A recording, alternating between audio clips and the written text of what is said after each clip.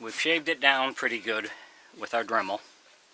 So now it's going to fit where I want it to fit in here. So I'm going to switch to my sanding discs and sand this down a little more. Smooth it out.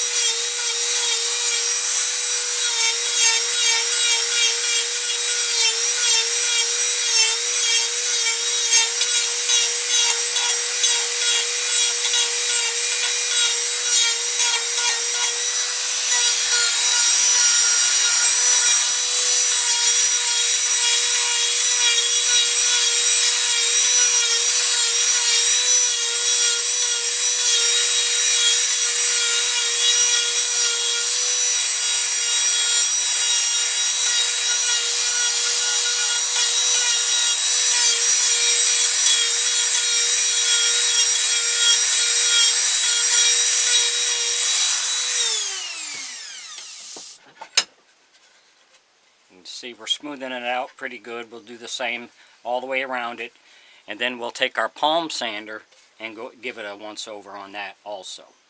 So if you enjoy my videos, please like and subscribe on my YouTube page.